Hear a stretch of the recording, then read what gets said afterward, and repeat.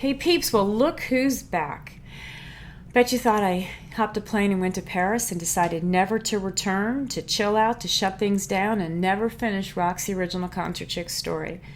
I would never do that to you. I missed you a lot, and if you missed me as much as I missed you, we're talking a lot. So here I am back. I actually decided to take a breather, like a month off or so, because the last option I talked about, where I was bashing lawyers, I thought it was best that I went into hiding. So I think enough time has passed, so we're back. And for those of you who are just joining us and wonder what the heck I'm doing besides just being a crazy person on TV, but let me just say, that is really what this is about. It's about a story that I wrote in 2008 about a little chick who was hatched from a chocolate egg in the south of France, who traveled across the Atlantic Ocean, landed in New York City, found music, found herself, wanted to get backstage, wanted to get on a tour bus, watched other chicks do that, made a list of the things that she could do to put her in the best position to get backstage and on a bus. And we've covered 5 of those options so far, and none of them were working. So she couldn't dance, she couldn't sing, she couldn't play an instrument, she couldn't pole dance, and she could pole dance, she just didn't want to do it. So there's a big difference between able to and not wanting to. So she chose not to. It's always a choice, right, girls? It's always a choice. Whatever we decide to do, it's a choice, really.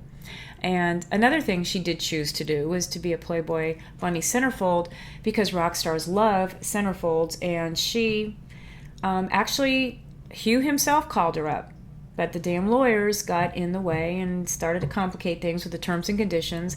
And so then I sort of went off on the last episode of Denise-Marie TV, a little bit too far on the lawyers, so went into hiding for a month, and here I am, and we're ready to jump into option number 6. But what I was going to say, more than this particular story, the general story is putting yourself out there, no matter how silly, open for judgment, unfiltered. Here I am sitting in front of my computer, just doing one take, whatever we have, who cares, what shows up or what doesn't show up, just for fun and hopefully inspiring you to do the same thing.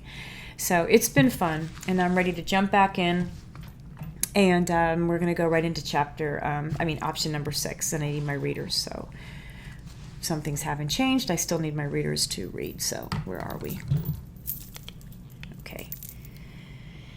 Okay, well, I'm seeing worse.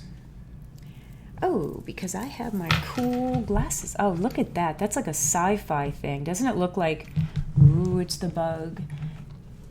What? Oh, the reflection. Okay, so these are the sunnies I wore today. I decided to wear these round ones because they would work perfectly with the pants I have on. They're very psychedelic. I got a little like boho hippie kind of today. Look at these awesome. See? Look at that. Boy, all that yoga, that pays off. Ta-da! Anyway, very cool. And I put the whole look together today thinking, I'll just wear this to work, because I didn't have any, I had a lot of important stuff to do, but I didn't have any meetings, so I could sort of dress like this, all tasseled and psychedelic and cool sunny shades, but they are not helping me read, so let me find, et voila. Aha, now I can see. All right, so Rock sat down and pulled out her list. She was running out of options. Option number 5 really wasn't an option because her feathers were always exposed. And see, it's another moral to the story.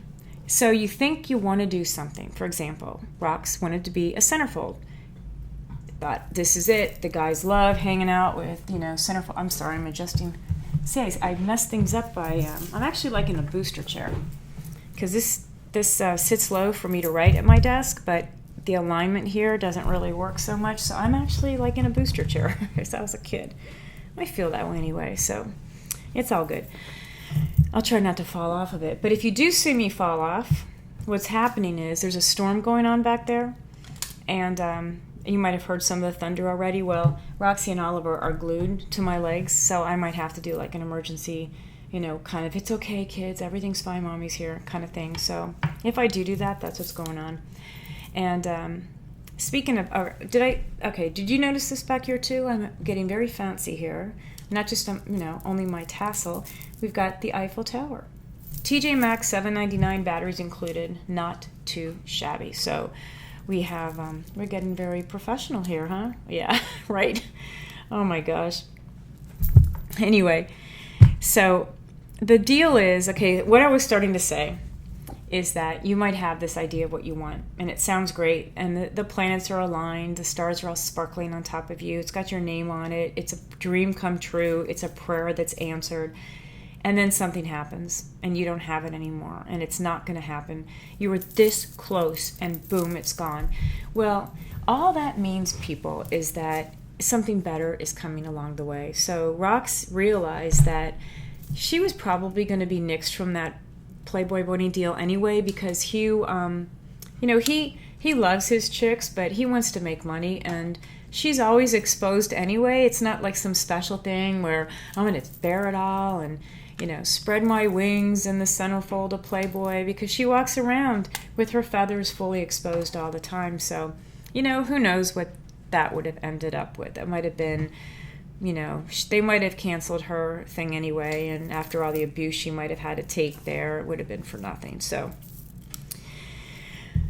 that's that. And, plus the only thing that she could remove was her IROC necklace that we talked about earlier when she crossed over. To the Atlantic, she picked up this necklace in a port, and her shiny black stiletto shoes, and that ain't going to happen because these shoes aren't coming off unless you're putting on another pair of shoes or you're going shoe shopping. I mean, that's pretty much it. Our amazing shoes stay on. So option number 6 was to join the cleaning crew backstage. Why not?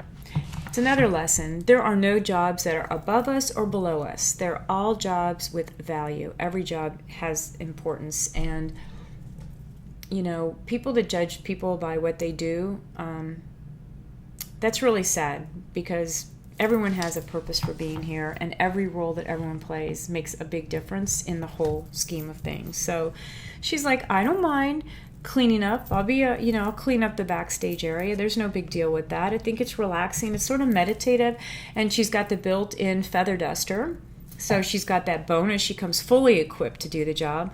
The only thing is that the manager thought she was a little bit too small, and that she might be sucked up by the industrial vacuum, and that would really suck. When you think about it, just imagine a little chick, and then that comes through, and there goes the chick. That would suck big time. So that wasn't happening. And then he was also concerned about, the other workers maybe taking, her back to their country, and, who knows what. He just didn't want to deal with any kind of drama. He just wants to clean that place up and go home. I don't blame him one bit. Her next option was number 7, and that one was, get a job with the catering company that serves the meals to the band. Well, that's actually a cool gig, and I don't know how many of you have actually seen those dining rooms where they eat, but they eat pretty damn healthy, I'll tell you.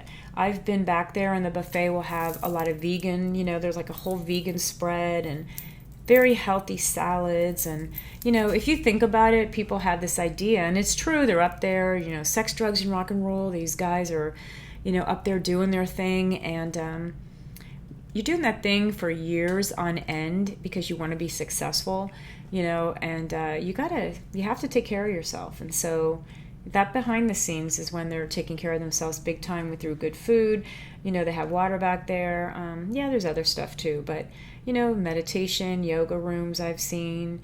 Think about how it is that you have to take care of yourself to keep on going through your day. Well, they're human too. But that wasn't going to work because she figured as a little chick she could very well become dinner, so that was not going to happen. And then number 8 was to be a roadie, She was always impressed, by the trucks coming in and unloading and people setting up and connecting things and making things happen. It's a very important part of the job, but she didn't feel like dealing with the local labor unions, so God forbid, there's more lawyers involved, so she decided that wasn't going to be a possibility either. So now we're at option number 9. And you can see tonight we're speeding through because they're all lumped into one paragraph here. This is the last one we'll talk about tonight. But option number 9 was definitely out. And I'm going to tell you something. She knew it was out, but I'm going to tell you that it's out. Because option number 9, and we talked about this at length before when I went through all the options in one of the shows, Option number 9 is to date the venue manager. Well, let's just say if you had that idea for Coral Sky in West Palm Beach, off limits, girls, because Rox knows, and I'm telling all of you here, put my readers on because I don't want to miss a word. She learned that the gorgeous manager of the venue in her town was married and that he didn't keep extra chicks around because his chick was magnifique and would undoubtedly scramble his eggs if he even thought about it. So all of his eggs were wisely kept in one basket, and Rox still wasn't backstage or on a bus. Okay, let's just go back to that option number 9. All right. It's true. You go to Coral Sky, the guy that runs the joint, yeah, it's me. And I'm not one of those crazy people that, like possessive or jealous or anything. I'm just telling you. I just think you should stay away from him. Now, he looks like Tom Cruise. Some people have said that. He's got a beautiful smile and unbelievable eyes. He looks like he wears extensions on his lashes. They're like super long. He's just a gorgeous specimen. And the difference between him and Tom, of course, is that Joe's tall. He's very tall. And Tom's very short. So, picture Tom's face plus. All right, so now we're talking. But so that's probably, in fact, do I have a picture? Yeah, it's too far over there. I don't know how to pause and stop this so we'll have dead time there, but it's probably better that I don't show a picture of him because then you would say, I don't give a crap if that guy's married. I'm going after him anyway. So I will take option number 9. Oh, no, you won't. But at least at that place, because if you think about it, there's a lot of places around the world that, go after those managers. Just stay away from the Crucian Coral Sky Amphitheater. All right, people, so that's it. I'm going to save option number 10 to sometime next week. I'm going to call it quits for tonight, but thank you for indulging me as usual. And as you can see, I'm really having a hard time with this seat. Okay, I'm going to get myself a real booster chair. I think I'll go on to Amazon or something. Booster chairs for kids. So, as always, it's fun, and thank you for hanging out with me for this time, and we're getting close, and actually we're way past the time of what's the most reasonable time for a video. So I'm going to say goodnight, and stay tuned for the next edition of Denise-Marie TV. Bye-bye.